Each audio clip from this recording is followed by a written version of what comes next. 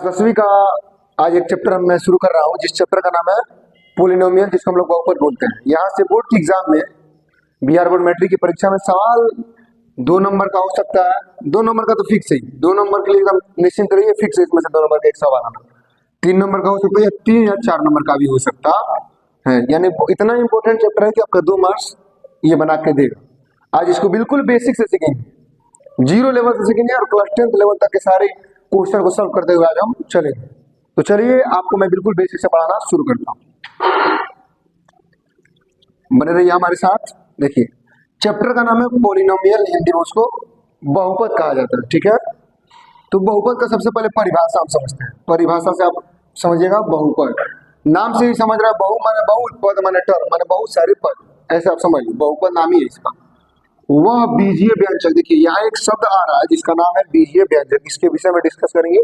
वह बीजीय व्यंजक जहाँ चर का घातांक सदैव एक पूर्ण संख्या हो। चर का घात जो हमेशा क्या होना चाहिए, एक पूर्ण संख्या होनी चाहिए। पूर्ण संख्या बचपन से पढ़ते आ रहे हैं, जिसको हिंदी में होल नंबर इंग्लिश में कहा जाता है, हिंदी में पूर्ण संख्या कहा जाता है, जो 0 से शुरू होकर अनंत तक जाती है। 0 से शुरू, 0 1 2 3 4 5। अगर पूर्ण संख्या की परिभाषा की बात करें तो गिनती की संख्या में अगर 0 को शामिल कर दिया जाए तो पूर्ण संख्या बन जाता है। चलिए, इसमें एक टर्म आया है, ध्यान से समझिएगा, इसमें एक टर्म आया है बीजीय व्यंजक। टर्म हम यहाँ लिखते हैं बीजीय व्यंजक। बीजीय व्यंजक, सर ये क्या होता है बीजीय व्यंजक? अलजेब्रिक एक्सप्रेशन इसको बोलते हैं बीजीय व्यंजक को। सर ये 2 प्रकार के होते हैं, 2 समझिएगा। पहला होता है वेरिएबल, पहला क्या होता है वेरिएबल, दूसरा होता है कांस्टेंट, दूसरा होता है कांस्टेंट। हिंदी में इसको जानते हैं तो कहते हैं चर, और इसको क्या बोलते हैं अचर। इसको बोलते हैं चर, इसको बोलते हैं अचर।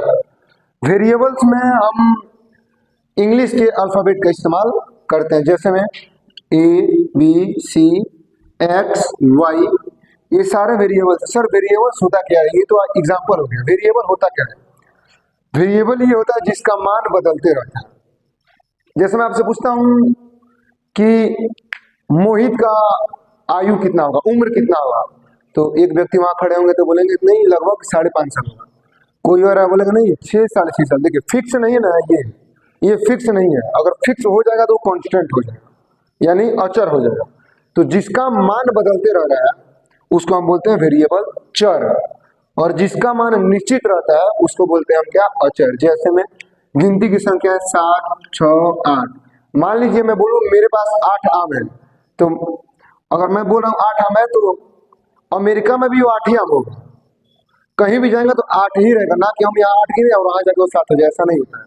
कॉन्स्टेंट का मतलब वैल्यू फिक्स है, 8 है तो 8 है, 9 है तो 9 है।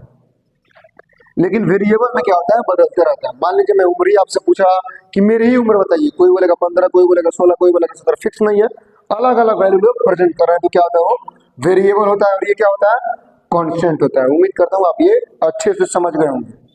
चलिए नेक्स्ट हम थोड़ा इसमें समझने की कोशिश करते हैं। इसमें एक और टर्म दिया था पूर्ण संख्या, जो कि मैं आपको समझा चुका हूँ। बीजीय व्यंजक कितने प्रकार के होते हैं सर? 2 प्रकार के होते हैं। कौन कौन से होते हैं? चर और अचर, कांस्टेंट और वेरिएबल। बिल्कुल आप आसानी से भाषा में समझिएगा। चलिए बहुपद की परिभाषा हमसे बोली थी, वह बीजीय व्यंजक जहाँ चर का घातांक, याद रखिए एक्सपोनेंट, घातांक हमेशा एक पूर्ण संख्या हो। सर बहुपद का मानक रूप क्या होता है? एक मानक रूप होता है, एक्सप्रेसिव होता है, जिसको हम बोलते हैं मानक रूप। ax² plus bx plus c, ये द्विघात बहुपद का मानक रूप है। ठीक है, अच्छा ax प्लस b एक होता है, या ax प्लस c भी लिख लीजिए, कोई दिक्कत नहीं है। ax प्लस हम b ही लिखते हैं, ax प्लस b, तो ये बहुपद हो गया।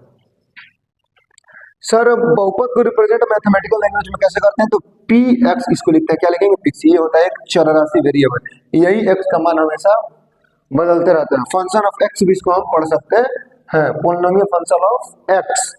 तो ये होता है रूप। सर एक सवाल इसमें आप खटक रहा है दिमाग में, इसमें शब्द दिया है कि घातांक हमेशा एक पूर्ण संख्या हो, यानी कि हम बहुपद पहचानेंगे कैसे, ये बात हम आज सीखते हैं कि बहुपद पहचाने कैसे। हम एक एग्जांपल लेते हैं, 7x 2y² रूट 7x का पावर 1/2। ठीक है, √7 y स्क्वायर। चलिए डिफिनेशन के हिसाब से क्या बोल रहा है ये कि सर ये लिखा है बीजीय व्यंजक विषय में आप समझ गए। लिखा है सर इसमें बहुपद पहचानेंगे कैसे कि इसमें बहुपद कौन है। यानी बहुपद वही होगा जिसका पावर यानी जिसका घातांक जो एक पूर्ण संख्या हो, और पूर्ण संख्या आपको अच्छे से पता है वो क्या होता है। ठीक है सर, किसी भी संख्या का पावर कुछ नहीं होता तो क्या होता है, एक होता है। एक क्या है, एक पूर्ण संख्या भी है, तो ये एक बहुपद होगा। यानी चर का मान 1 2 3 4 5 6 7 इस टर्म में होना चाहिए, दशमलव में नहीं होना चाहिए, बट्टा में नहीं होना चाहिए, रूट में नहीं होना चाहिए। इस सब में होगा तो बहुपद नहीं होगा, सिर्फ चर के लिए। ठीक है सर, 2y स्क्वायर, देखिए चर वेरिएबल का पावर 2 है। 2 को हम होल नंबर में कंसीडर करते हैं, नेचुरल नंबर में भी कंसीडर करते हैं। नेचुरल नंबर में 0 को शामिल कर देते हैं तो होल नंबर में कन्वर्ट ऑटोमेटिक हो जाता है। चलिए तो यहाँ पावर 2 है तो इसको हम क्या बोलेंगे सर, ये एक बहुपद है। ये आपके ऑब्जेक्टिव में 1 मार्क्स का 2 मार्क्स का निश्चित रूप से रहना ही रहना है, कोई इसमें दो राय नहीं है, निश्चित रूप से ये रहेगा। सर यहाँ ये √7 इंटू एक्स का पावर 1/2, √7x का पावर 1/2। अभी मैंने आपसे ये बोला है कि x का वेरिएबल का जो पावर है वो कभी भी बटा में फ्रैक्शन में नहीं होना चाहिए, तो ये एक बहुपद नहीं है सर, ये तो गलत हो गया। √7y², ध्यान दीजिएगा अचर राशि रूट में इससे मतलब नहीं है। चर राशि का घात क्या है मतलब हमको इससे है, चर राशि का घात क्या है मतलब हमको इससे। सर इसका पावर कितना है, 2 है, तो क्या होगा, यह एक बहुपद होगा। क्या होगा, ये बहुपद होगा। आगे बढ़ा जाए, सबको समझ में आ गया है। चलिए आगे बढ़ते हैं अब बीजीय व्यंजक आप लोग समझ गए, घातांक समझ गए, पूर्ण संख्या समझ गए, रिप्रेजेंटेशन समझ गए। सर अगला टॉपिक इसमें क्या हो सकता है, अगला टॉपिक के विषय में हम जानते हैं कि px, ये जो x होता है ये एक वेरिएबल होता है। वेरिएबल का मतलब हम क्या बोलेंगे, अचर। हाँ, चर राशि होता है। चर का मतलब ये हो गया जिसका मान बदल जाए। ऐसा मान लीजिए कि मैं यहाँ एक इक्वेशन लिखता हूँ x² + 2x - 1। आप हमें कमेंट बॉक्स में बताइए क्या यह एक बहुपद है, अगर ये बहुपद है तो क्यों है। आप हमें ये कमेंट बॉक्स में जरूर बताइएगा। चलते हैं हम नेक्स्ट टॉपिक पे। ठीक है, आप ये समझ गए हैं कि जो x है इसका मान हमेशा बदलते रहता है। चलिए बहुपद के कुछ प्रकार हम पढ़ लेते हैं। बहुपद के प्रकार पढ़ लेते हैं, जिसमें पहला प्रकार टाइप हम बहुपद के पढ़ेंगे तो क्या होता है, प्रकार। पहला होता है रैखिक बहुपद, रैखिक बहुपद। ठीक है, वीडियो लंबा ना हो इसलिए मैं इसको अगले लेक्चर में यानी अगले वीडियो में मैं इसके विषय में आपको डिटेल में बताऊंगा। तब तक के लिए धन्यवाद। वीडियो अच्छा लगे तो वीडियो को लाइक शेयर फॉलो और कमेंट करना ना भूलें। धन्यवाद।